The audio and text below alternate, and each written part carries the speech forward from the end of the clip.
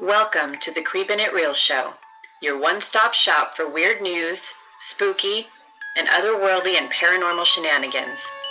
We'll take a dive into what's going on in creepy pop culture. You can follow Creepin' It Real Show on Twitter at creepin_it. You can email us at creepinitrealshow@gmail.com. You can also go to our website, creepinitrealshow.com. Without further ado, welcome to this week's episode. Good morning, creepers, and welcome to Creepin' It Real. I am your host for today, Moni, and we have Christy.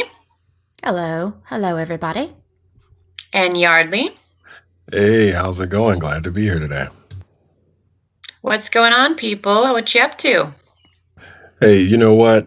One of the great things about Sundays is, the NFL's back, but unfortunately, I have to go and stand in a line at Six Flags over Georgia just to get my season pass gold upgrade because they won't allow you to do that online. So that's going to suck. Oh, man. What? Yeah. That will suck, but it'll be worth it, I think, in the end. I mean, when you should be able to just click if you'd use the deal and get the upgrade, that should be all that it's about. Because, the Falcons play at 1:00, so I'm not going to stay at the park. But I have to get in that line nonetheless just for my pass. So I think that that's pretty inconvenient. Yes, I agree. We used to get passes, not the gold. I don't know what the gold does, but the regular pass. And it was such a pain in the ass. Oh, my God. It's like the longest line ever. Yeah, what is this having to do stuff in real life? We don't like having to do stuff in real life. Sorry, I totally interrupted you. What's up, Yardley?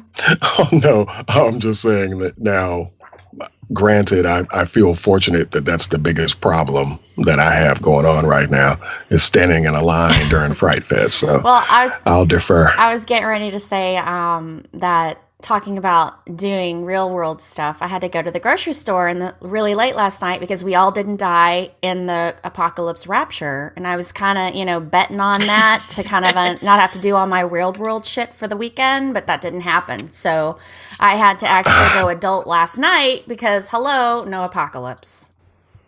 Actually, I was at the grocery store doing the same because my husband looked at me yesterday afternoon and was like, hey, we're still alive. And I was like, hey, I should buy some food for our kids. That's a good idea. So it was Nibiru that was supposed to slam into the planet yesterday. Planet X, yep. Yeah. I mean, well, first of all, we'd never be that lucky. And second of all, we would have probably have felt something a little bit more disastrous environmentally if something like that was going to happen. So I always kind of laugh at that. I thought it was... Yeah, Go ahead. You guys are using logic and reason to apply to this sort of thing, but sorry, Christy, what were you going to say? No, I agree with you. I think what's the point of using logic and reason when we're talking about the rapture, right? Everybody was waiting for Jesus to come down on a fireball or something and take us all away, and I just don't think that's how it's going to actually happen on a planet X. I don't know. It just... None of it was making any sense to me. I was trying to read up on it, actually, for the show, and I'm like, what? I don't get it. Yeah, how's that for sure. Happen? So, speaking of using logic and reason, I have some weird news today, and please bear with me. As I mentioned, I said good morning first thing because it is 6 a.m. my time, and I am exhausted right now. But I want to add this weird news, which is please stop calling 911 to report a gruesome decapitated body. Now, this is a nice, light, easy story, something I can handle. I originally had something penis related to bring to you, but I can't do it at 6 a.m. on a Sunday. I will snap. So, this is in Greenville, Tennessee, okay? Joseph Lovergive has a Halloween display that caused his neighbor, and his name was like Johnny Give Love or something ridiculous. Yes, you cannot make this stuff up. Called the cops, called 911 because he saw a dead body laying in Joseph Lovergive's front yard. And when the police arrived, they did indeed find a dead body with blood splattered everywhere. You should see the photo. We'll post it on the Facebook page. But the dead body is found decapitated under the closed garage door. And it is indeed a Halloween prank, a very, very well done one, to the point where the police officers had to pull the shoe off of the body to make sure that it was not indeed a real person. Wow. I'm impressed. Yeah, I am too. That's impressive. So I'm super into Halloween over here, and I've already started decorating, and I would love to do something like this. I'm kind of wondering if I could reach out and see how he did this exactly. And I do have a 4-year-old that it would probably scar for life, but I feel like I should explain to her that some things are worth the price of therapy. Exactly. We have a Halloween situation. I wouldn't call it a display because it's the entire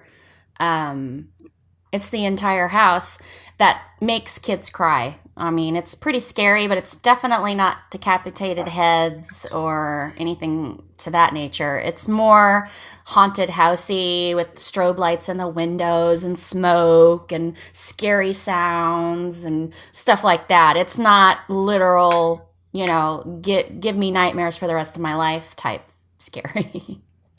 That's so you, though. So I bow down to him. Damn it.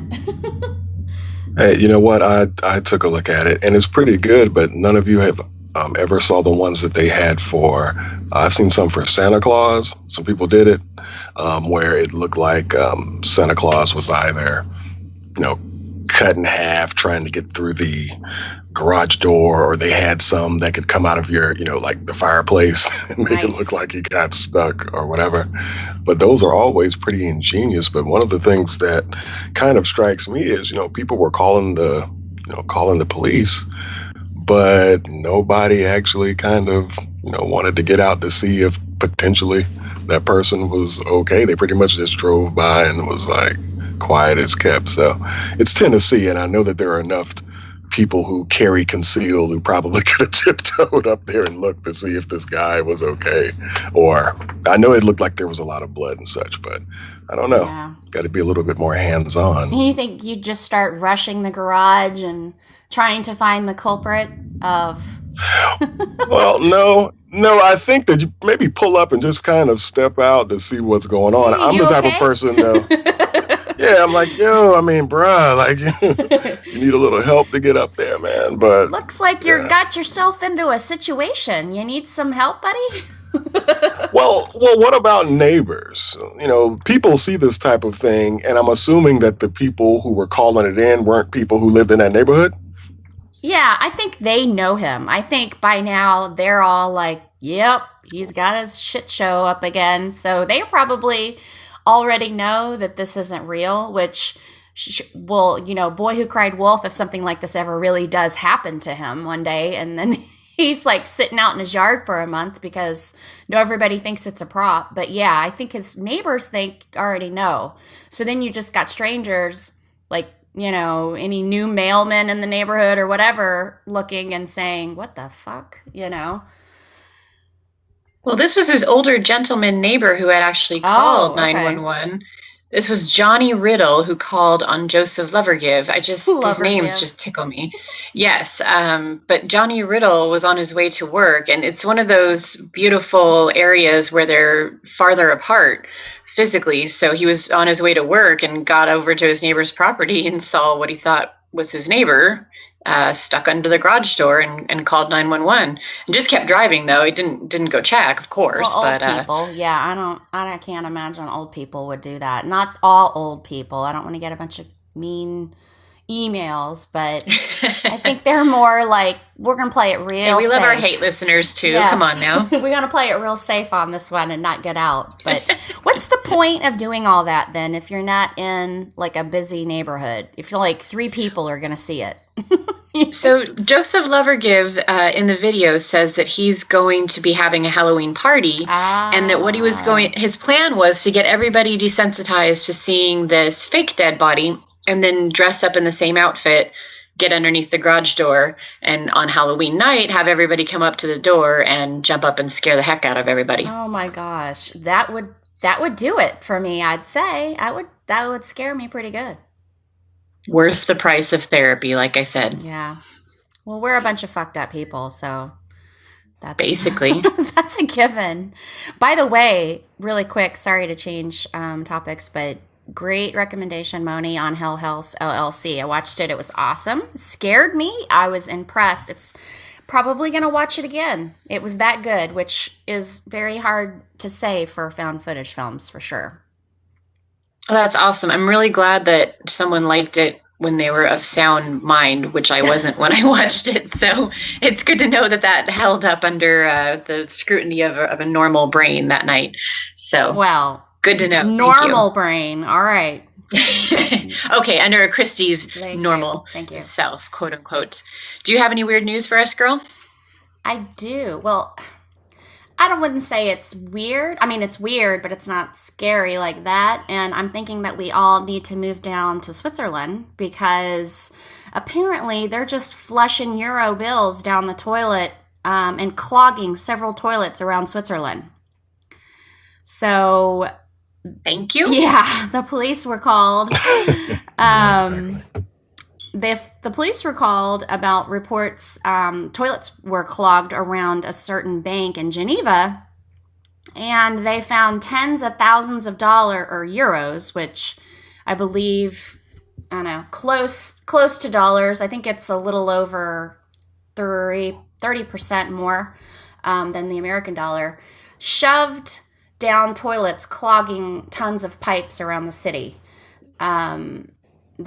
They're thinking it's because these bills are going to be taken out of distribution soon, but they're not sure, and they're investigating what's going on. But why would you call the police if you found money clogging your toilet? That's the biggest question of the day. No doubt about that. The great thing about it is, even if they were thinking that the individuals who were flushing these could have been connected to illegal activity or were trying to get rid of them because they were getting phased out, obviously that they didn't realize that the bills that were in circulation were still going to be legal tender. So They were literally wasting money. Exactly. I mean, I say let it dry out. Launder it, like physically launder it, not in the sense that we normally think of, and then make it rain on strippers like any normal human being. Right? I would take that, and I even would make it rain on strippers. I have no problem with that. I would have a grand old time. I don't care if it was in a toilet. It'd be all right. Get some gloves, whatever. Have either of you ever dropped money in the toilet? No. No, but I've dropped an iPhone in the toilet. But that's money. For sure. Basically. Well, yeah, I've dropped objects in the toilet, never cold hard cash. And I can tell you if I did, I would do everything I would get it out regardless, but. Oh yeah. I mean, I was at the Georgia Dome. This was before we got our new stadium. And, during halftime, you've got just, ass loads of people. They're going to be heading for the bathrooms. Everybody's been drinking or whatever. And I was like in this long line, and by the time I got up there, a guy came out the stall, and then, I was the next guy up. So I went in the stall and I did something with my pants, and like $100 bill fell into the into the toilet. Now, granted, I know that, every drunkard that was in that stadium probably ran through and pissed in that toilet, but I dove in and got my C note. Hell yeah. And of course I did a little bit more washing. I dried it out, but I was like, nah, I just can't. I can't be that guy. But yeah, no shame on my end. I will dive in to get some money. I would too. I wouldn't blame you a bit. Can you imagine diving in for 10 grand? Yeah, exactly. Yeah, I would. No problem. I always see I'll just wash the puke off. I would dive in for a 5. I would too. I can't even. You guys will not be shamed by me. I always see all these weird questions on Facebook, like, would you slap a baby? Excuse me. Would you slap a baby for $2 million? And I'm like, I'd slap 2 million babies for $2 million. Are you kidding me? Yes, I'm sorry. Maybe I'm a money grubbing asshole, but absolutely I would slap a baby for $2 million. Just line them up. Absolutely. Yardley, do you have any weird news for us, or do we move on to our next segment? Well, I can actually give you something a little real quick. It's an anti-pervert flamethrower that they were selling in China. It basically looks like it's almost around the size of a lipstick. It's probably around 6 inches long, as I'm reading the specs on it. But it's an anti-pervert weapon, and essentially it shoots out a beam of fire about 6 inches, and it gets up to 3,300 degrees Fahrenheit. And they sell from roughly probably between, I don't know, 10 and $30 or something. I think that's in euros.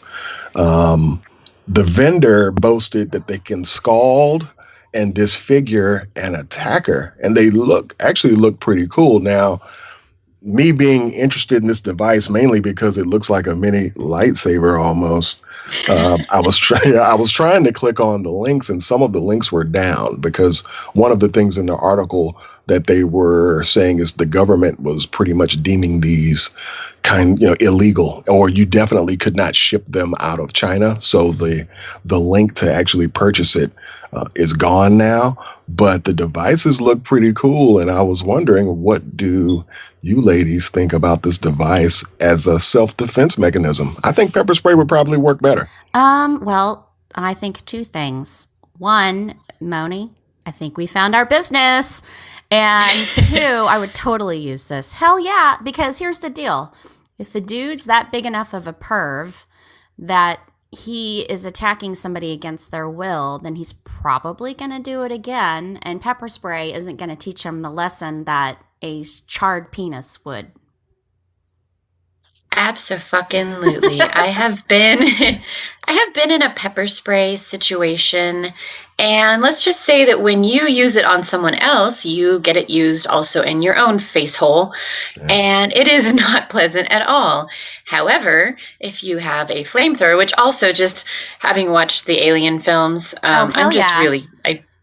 I just always have wanted to be Ripley and just have a flamethrower. Okay. Well, she's badass. But exactly.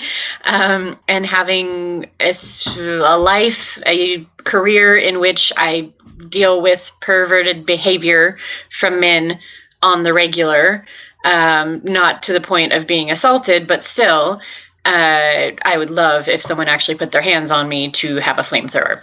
That's all I'll say about that. Yes. Let me just tell you, Yardley. I was assaulted at the Claremont, and what I wouldn't have given for a flame-throwing lipstick. Oh man. Well, first of all, I'm sorry that happened, because the Claremont, that's one of our spots. It's sacred, yes. Yeah. So any jerk that's out there trying to go there is a little bit pretty much off key there. One of our people that we both know, she helped me out tremendously and kicked him in the balls. So he roofied me. So I would have loved to have had a flamethrower in that moment, because I was almost incapacitated, like on my hands and knees, crawling around, trying to get away from this guy. And what I would have loved to have whipped a freaking flamethrower out of my purse and been like, "Suck on this, motherfucker!" I don't know if I necessarily want you roofied with a flamethrower, because everybody might be catching it. So worse than pepper spray was there. The Claremont is really flammable. You're right about that. But yeah, I'm pretty sure there would have been more than one person to help you out. And they were saying that this device, I was actually scrolling down, it was 9,300 won for this device. And I guess the device is legal there. It's just illegal to send it through the postal service. But it looks very cool. We'll include the link in the show notes, and of course we'll post it on our Creeping It Real Show Facebook page. But I thought that was pretty interesting, and I'm going to have to look a little bit more into this. Me too, Moni. It sounds like an amazing Christmas stocking stuffer. I'm sitting here daydreaming about a man who punched me at Comic-Con this year, yes. And I'm feeling like it would have been a lot better if he were on fire. But anyway, dude, that would have been epic at Comic-Con. Like somebody punching you because she was weren't you pregnant? No, you had I was pregnant last year. You had just given yes, but we had the conversation that, oh my gosh, what if it was last year and when you were pregnant and he punched her in the stomach, and the epic superhero-ness of a girl getting punched and pulling out a flamethrower at Comic-Con. You couldn't make that up. That would be freaking awesome. 1 minute you're happily punching a Comic-Con goer, the next minute you're on fire. Exactly. Or at least love it. At least enough fire to, scare him and singe his eyebrows and his hair and his fingers, and then maybe we could put his clothes out if they caught on fire, if so decided upon, depending on how we feel. But yeah. Yeah, maybe someone could do that for him. Maybe someone could help him with that. Maybe. At any rate, I feel like this segues very well into our main topic of the day, which is female serial killers. Yay! A little bit of... I wonder why I'd have an interest in this. So a little bit of background into female serial killers. Only 1 out of every 10 murderer in general is a woman. And most of the statistics that I was finding on them are kind of older as far as what makes them tick, so to speak. A lot of times it's supposedly that they kill their lovers, they kill people that they know at a rate of about 30%, 35% of the time. I don't know that I necessarily agree that female serial killers are all warm and fuzzy. And as we get into some examples of the real life ones, we will see why. For instance, there is a tale that Jack the Ripper may have been a woman. It is probably not true, but it's kind of a fun theory to think about. So basically they call her Jill the Ripper, and her name is Mary Kelly. And basically she was a very physically strong, tall midwife who had anatomical knowledge and would have also been able to gain the trust of the ladies who at the time, after the first few murders, would have been very scared and not letting a lot of men near them. But as the story goes, she actually was convicted and hanged in 1890 for killing her lover's wife and child. And the method that she used to kill them was similar to Jack the Ripper in the way that he committed his crimes, in that she almost took the head right off of the lover's wife.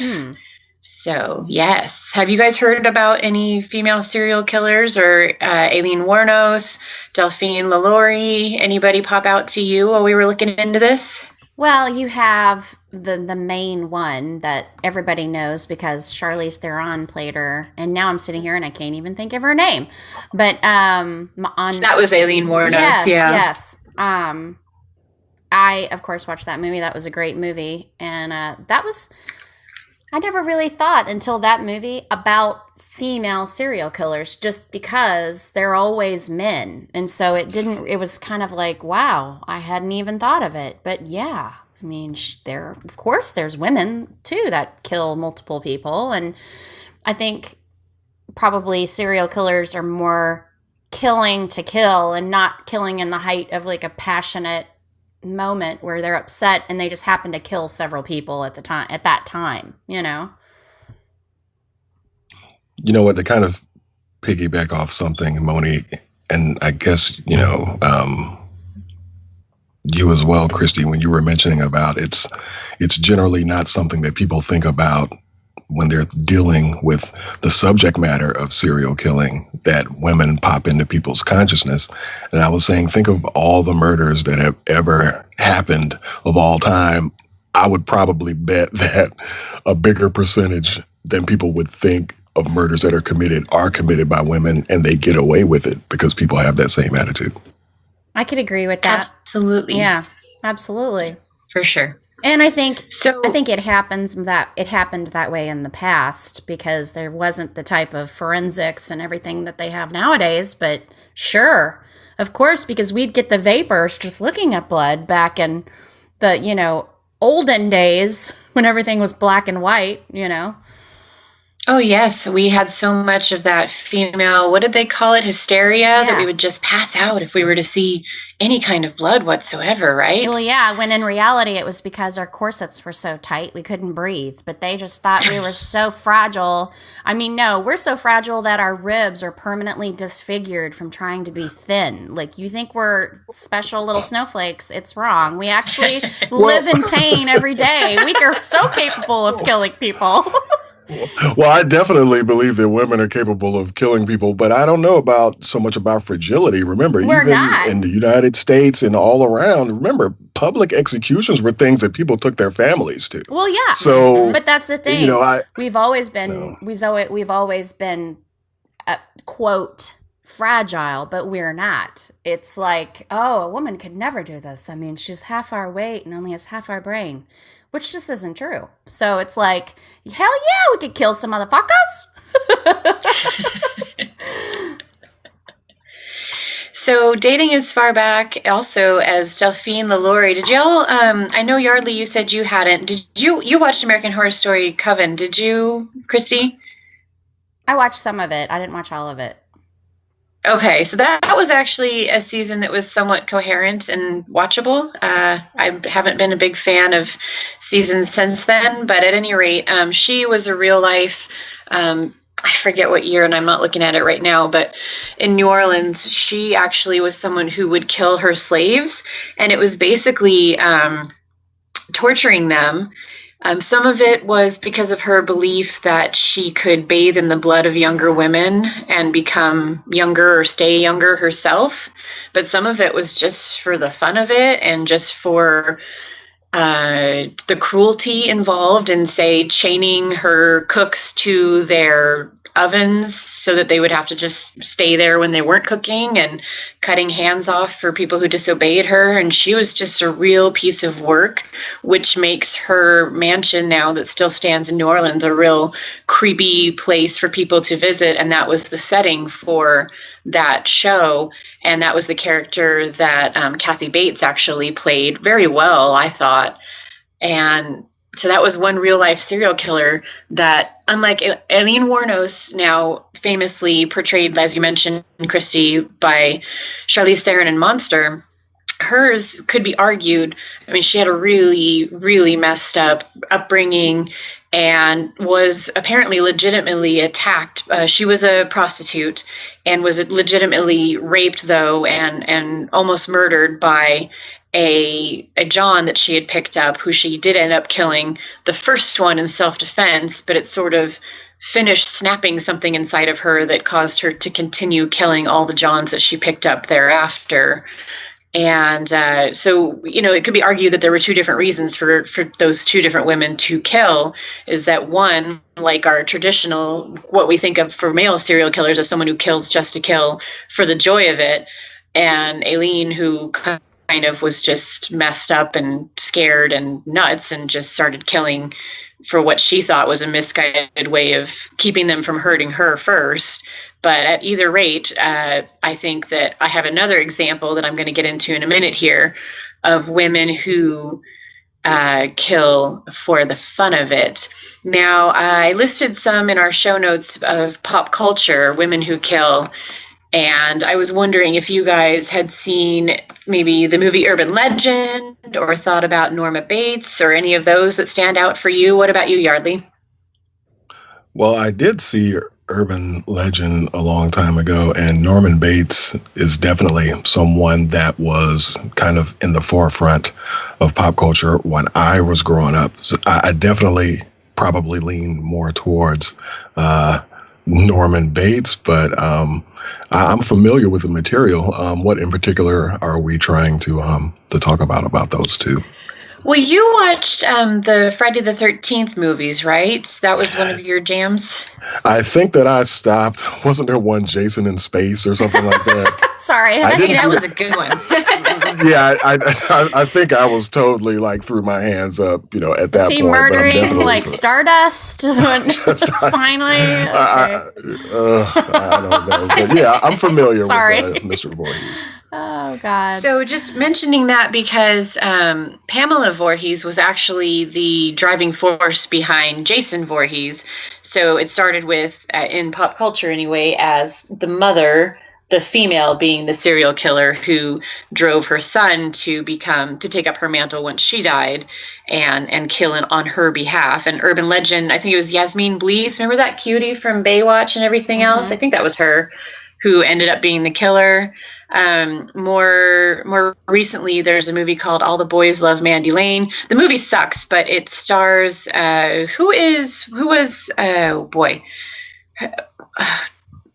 what's her face's wife, the hot lady who's playing in. Oh my God, what's her face's wife? Sorry, yeah, what's her face's? Oh, I know that one. You're gonna have to edit this part out. I Holy don't shit. care. I'm having a full-on stroke. It's editable. It's fine. What's her face? The chick, the hot chick, They're married to, and then there was a big old falling out. Oh my God, I'm turning that super red describes right now. pretty much 90% of Hollywood right now. She was just recently dating Tesla guy. Oh, she's in the Aquaman Orlando movie. Bloom. What's her name? Amber Heard, Johnny Depp. Gotcha. Yes, Amber Heard. Okay, so most recently, Amber Heard was in All the Boys Love Mandy Lane, and that movie really sucked, but she ended up being the serial killer in that one, too. And spoiler alert. Was fun about, no, I'm just kidding. Yeah, totally. The only thing that was fun about that movie was that basically the guys seemed to be, I mean, you actually saw one of the men killing everybody, and you thought that was who was doing it, and in reality, she was the one pulling all the strings. Spoiler, spoiler, spoiler. So that was a really interesting one. Well, that's a good question. That's a good question to put on. Yardley, do you think the person that is commanding people to kill, and though all these people kill lots of people, would you count that person who, what if it's a female, a serial killer? They personally did not kill a person, but they had directed people to kill, and several people died. Would you count that? Would she be a serial killer? Oh, man. Well, I know, in the court of law, the fact that, because we had this case with the young lady, you remember the young lady that was trying to convince her boyfriend to kill himself? You guys remember that story? Yes. It was awful. She was just convicted. I guess you could kind of put it, I wouldn't call them a serial killer because they didn't physically do it. However, I would definitely think that they should be punished for coercing these people. It's kind of a hard thing. It's a slippery slope because, if I tell you to do something and you do it, I mean, how responsible am I really? Because, if you say, hey, just go jump off a bridge, and if they did it and then you're trying to sue me, I'm like, well, they didn't really have to. So it's a slippery slope. But if someone had so much influence over somebody psychologically, I do think that they are part of that issue, but I don't know if I would call them necessarily. I'll put them in the mastermind category. There you go. That's a good answer. Okay. I don't know. I mean, what do y'all think about it? I mean, do you think that should be the case, that that they would get the same charges as if they had actually perpetrated a crime on their own? Christy, you go first because I have a story to that end. Oh, okay. Personally, yes, because here's the problem. I think that you've got, especially with the internet today, a lot of ways of reaching very weak-minded people that are desperate for love, affection, attention. And if you're a sicko, you know how to find those people. And you step in and you systematically break them down to where they're totally dependent on you to do your dirty work, then yeah, I think that you're the killer. Yes, that person's the killer too, but I would think that they're both the killer. And I would say that if one person divvied out 5 murders to 5 different people, then they're more guilty they're guilty of 5 murders, and each of the 5 people are guilty of 1 murder. That's just my personal belief in it. But I mean, I don't know what the system would tell me. I don't think it's ever, well, I don't know. Charles Manson's pretty close, but yeah. Yeah. That's actually what I was going to bring up, because Charles Manson, obviously not a female, and he did end up killing a couple of people himself, but he did also do his damnedest to not get his hands dirty and get other people to do his dirty work for him. But I do have a story about what is considered to be a female serial killer, though it's debatable, but it seems about 99% likely that she never actually laid a hand on her victims herself, and yet went on to become, still to this day, one of the most hated women in all of British history. And her name was Myra Hindley. Did you all get a chance to take a look at this story? It was pretty crazy. Mm-hmm. Yes, I did. Do we really know for sure that she didn't lay hands on him? Because I mean, yes, we know she was responsible for bringing the kids in. And I didn't get to hear they were talking about, there was something on video, or not on video, but on tape recording of a little girl, which not only is this a heinous crime because people died, but they were all kids. And that is just, man, I watched this last night, and what a fucking thing to go to bed to. Holy crap. I mean, I guess I thought they both killed these kids. Was it just the guy? Let me start at the start with this woman, since that's our topic today, and we can decide. We can be the judge and jury and executioners on her. Yeah, get the flamethrower lipstick, Yardley. There we go. Let's get it ready.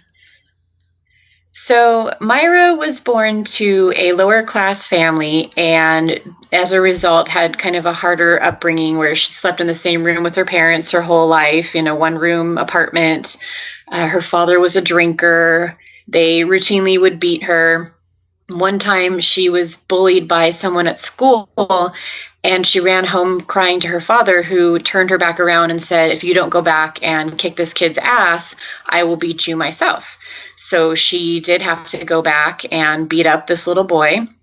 And she was quoted as saying that was the first time in her life that she was ever strong. So she was pretty excited for herself. Other than that, she grew up pretty well, as far as she did well at work and was well liked and respected, until she took up with a man named Ian Brady. And she started to dress with shorter skirts. She started to dye her hair lighter.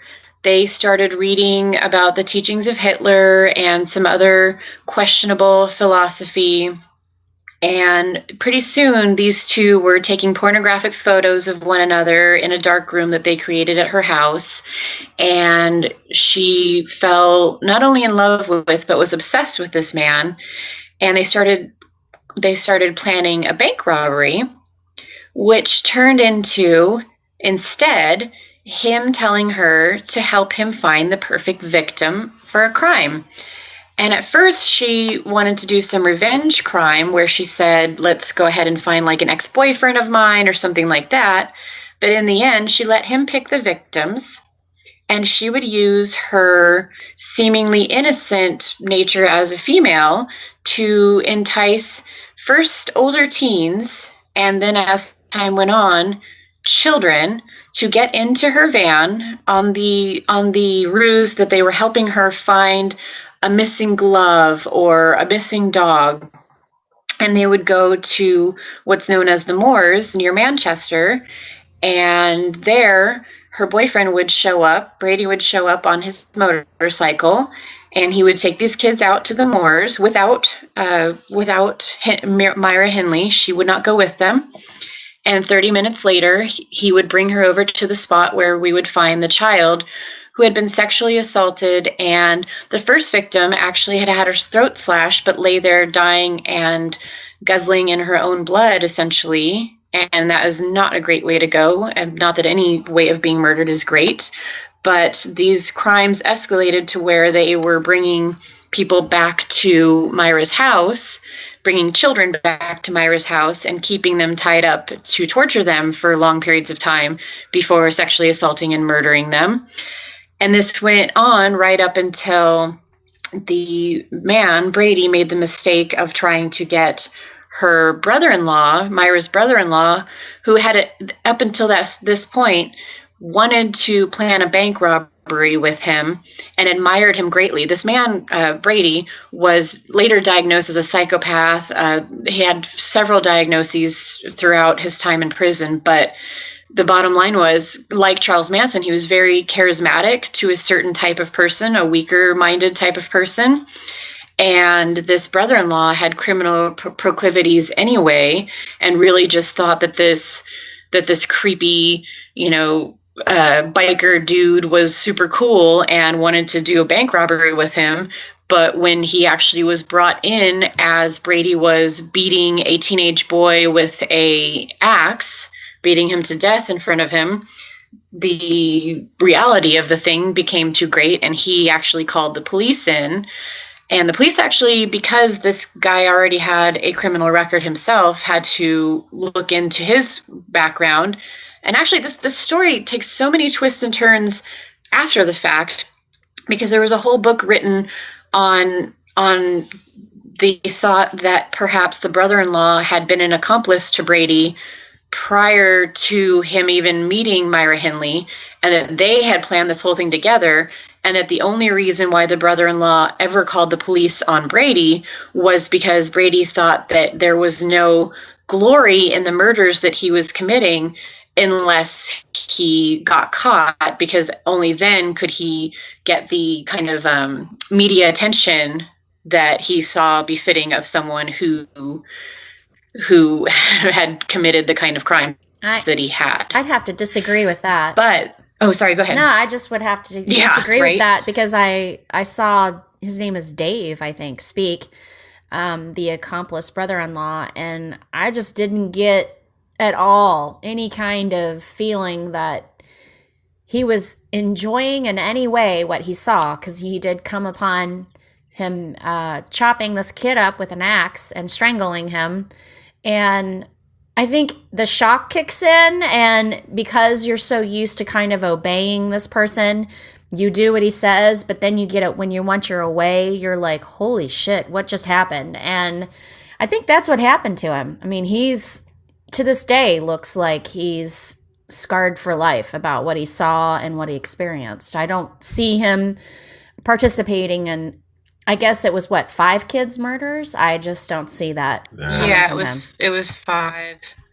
And I agree with you. And the evidence that this other woman brought against him later, this whole thing took on a new life in England.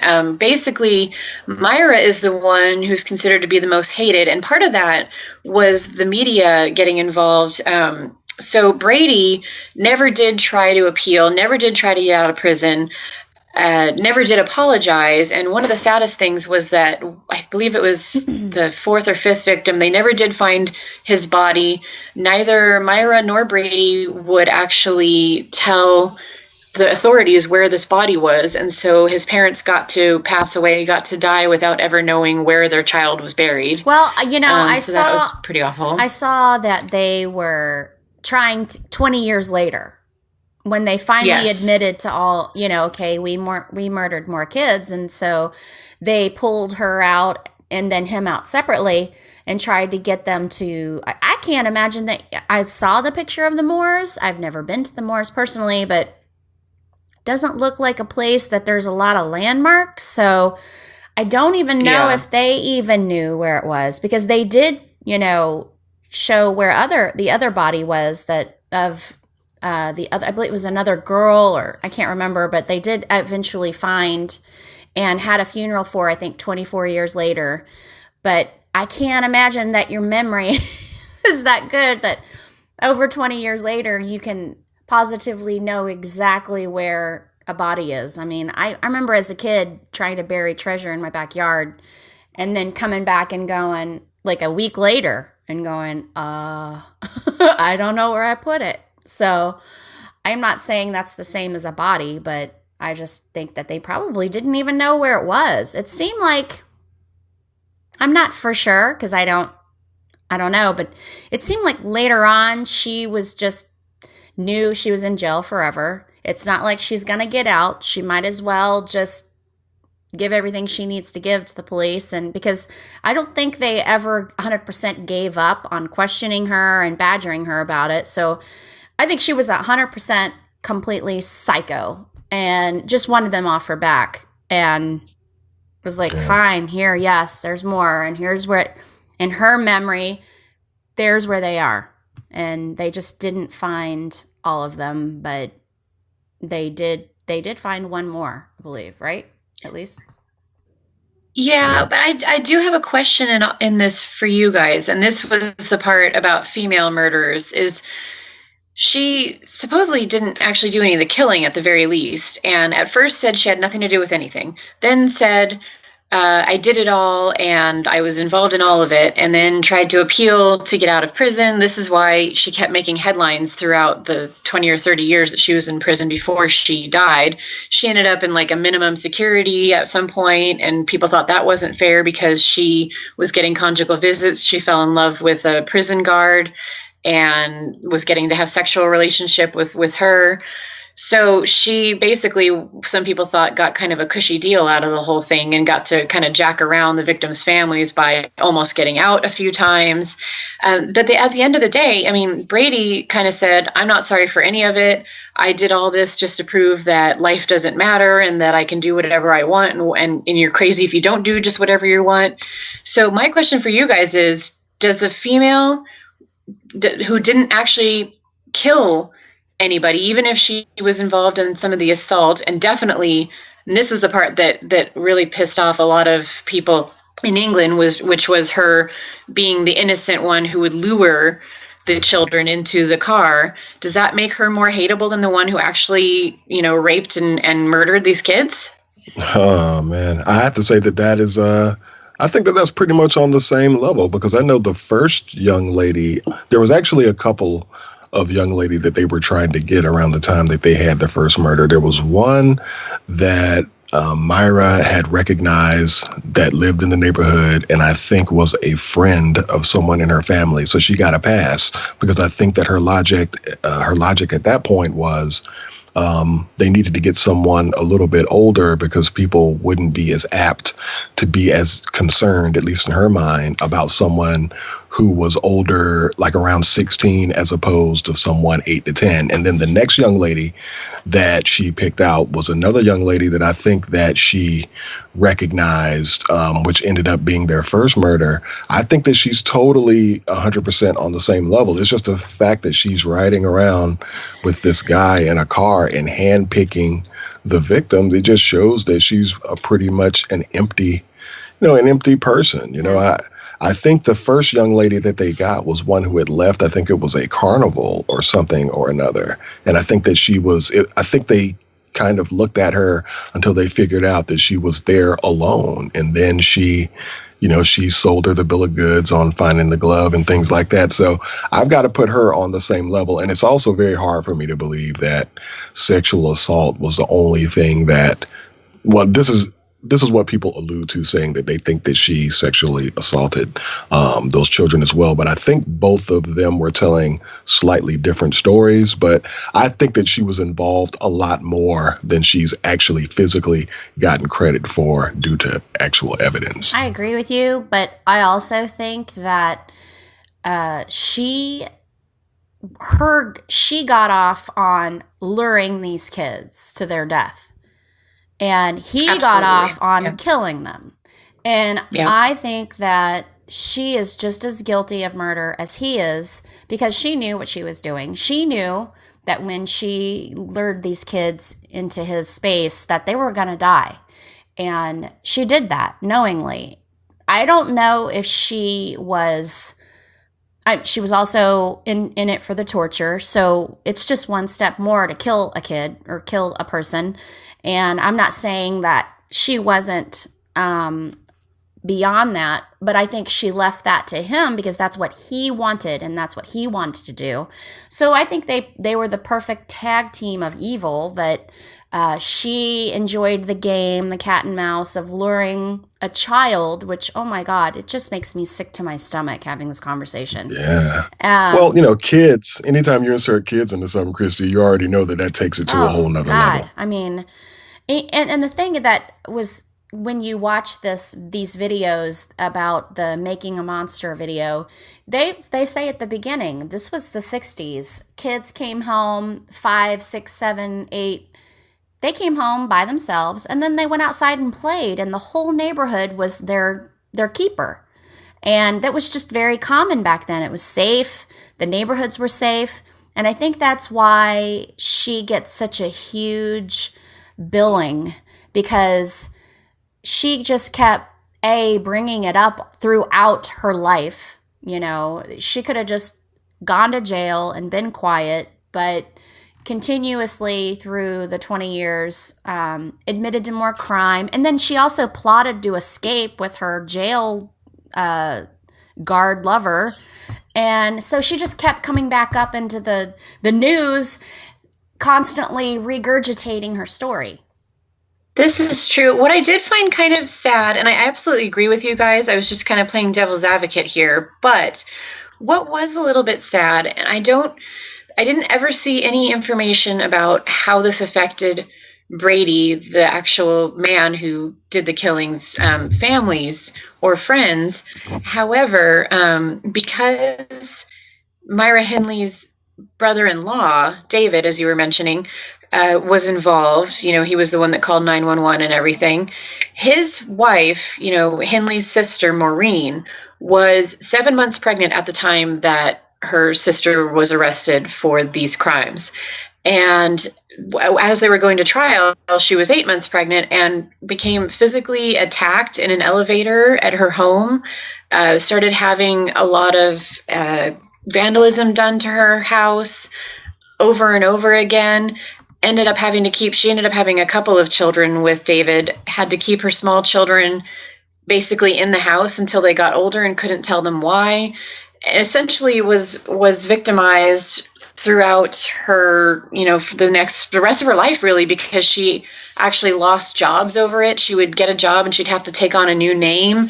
Her mother actually supported her sister and paid for her lawyer fees and that kind of stuff, and didn't help her when she was, having kids and getting kicked out of her jobs over this whole thing. I just thought that was kind of messed up. Like, why smear the murderer's family, Yeah, that's some pretty rough stuff. I'll tell you something else that was rough was the fact that the timing of when they were apprehended and going through sentencing, that the death penalty just so happened to be abolished a month after their before. Capture. Yeah, or whatever. Yeah, that's kind of crazy. I'm like, wow, they really lucked out. And actually watching some of the reactions to people about the case, there were a lot of people in England who were essentially saying, an eye for an eye, that they should die for that. But,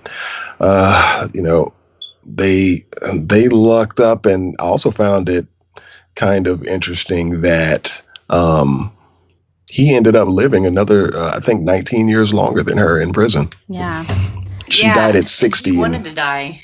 Yeah, so that's kind of... He was on suicide watch all that time because he said that there was nothing left for him. Not that he was sad that he did this, just essentially that he was sick of living in prison and couldn't kill anymore. Had nothing. Had nothing to look forward to anymore. Didn't have anybody to hurt, so he had wanted to die. And he actually said that she got the better end of the deal, getting to die in prison, and that he was not going to. And it was kind of funny. I don't know if you guys saw also that when Myra Hindley died, they had 10 funeral homes that refused to deal with her cremation or her burial. They all passed it off. And then when they finally decided to just cremate her and spread her ashes at a park, they were worried that the park would be vandalized and or would stop having visitors come to it, because that's how hated she was throughout all of England. Yeah. I saw something, and I thought it was really powerful, and I can understand the negative reaction to it, but the art piece that this artist did of all the children's hands that recreated her famous mugshot. And the mugshot in itself is just terrifying. If you want to see what a real serial killer looks like, look up this mugshot. It is. We'll post it too because it's crazy. It's creepy, and her eyes just. And so this artist took little children's hands and dipped them in paint and recreated this huge mural of her face, of this mugshot. And everybody was outraged about it because it was she was still alive. So it was sensationalizing her. And honestly, I personally felt like it was the children taking their power back. Like they created this out of their own hands. And it was just, I mean, not them. I mean, he didn't use actual children's hands. He used a copy of them. But I thought it was absolutely beautiful what he did. I was very empowered looking at it because it took away, for some reason to me, it took away her power. I don't know why I felt that way, but I did. And I thought it was beautiful. I was on the fence about it because I think you're right overall. And I think that one of the reasons people were outraged was because he was charging people to come see it. And I don't think that people understood the money was not going to her. It was going to the artist who created this. Right. But no, I think you're right. He was saying the same thing too. The artist was saying that, it was giving the children their power back. And what was cool about the handprints was that it was basically, if you were to take what was in the newspaper mugshot, and blow it up, it would be pixelated. And so that's what he was saying was the beauty of this artwork. We'll have to post it because it's really, really cool. And it was so big that when you get up close, it's just handprints of children. But then when you back up, it makes, of course, her face. And it was just so beautiful. I thought it was gorgeous. I thought it was genius. It just really, I love, that was the end of, it kind of made the end of the show. And it just helped kind of transition the power back. And I thought it was beautiful. I'd love to see it. For sure. All right, people. Party people. Do we have any closing? Are we watching anything for next week? Do we have any cool things that we watched this week? What's going on? Yes, actually, our Creeping It Real show, watch and review movie is going to be Dead Awake. This is a movie that came out in 2016. The brief synopsis is a young woman must save herself and her friends from an ancient evil that stalks its victims through the real-life phenomenon of sleep paralysis. Sorry about that, y'all. That was my Six Flags notification. Six Flags is calling Yardley. We got to go.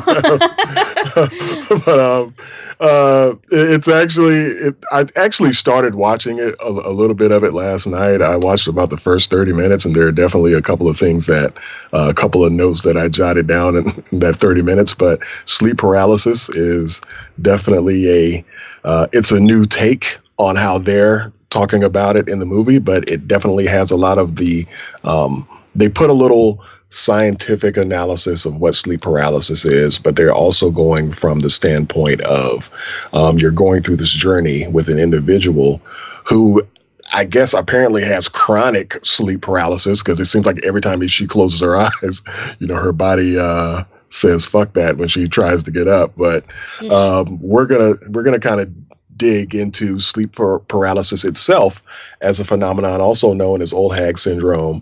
But we'll also talk about this movie. And have you already checked it out, Moni? I have not already checked it out, but I did not know it was called old hag syndrome. And knowing that you have experienced sleep paralysis, I do not think that is an accurate description. No, I want to share. I want to share with you guys before the show, and if we can delve into that along with the movie, a story about sleep paralysis for men, old hag syndrome, and why they call it old hag syndrome, which I know Yardley already knows, but it would be awesome if we could watch that too, to kind of compare the two. And Why is it called old hag syndrome? I know, and it's fucking crazy. So I'm all about this topic. It's gonna be good. Yes, bring it. Yeah, so we would like our listeners to try to watch this movie, and you can join in the conversation and send us an email about your thoughts at creepingandrealshow@gmail.com. But this is going to be something that we're going to try to do twice a month. We'll put it out there, the movie that we're watching, and we definitely would love participation from our listeners. We're definitely happy that you tuned in to kind of listen to us ramble about all types of stuff, but we definitely want you to get a little bit more involved, and we can do these things together, and it'll be fun. Absolutely. Thank you all for listening, and we hope that you have a wonderful week. Do not set anyone on fire unless you really, really want to, and they deserve it. I think that's the moral of the day. And you can follow me at Rebel Moni on Twitter and at Moni Bear on Instagram. Christy, where can we find you? I went ahead on Instagram and just changed my handle to Creepin' Christy because it just is easier. Creepin' and Making it official. And then Christy with a K. And on Twitter, I'm Creepin' at Real Show. Or at Creepin_it if you're looking for the tag name. And Yardley, before Six Flags takes you, where can we find you?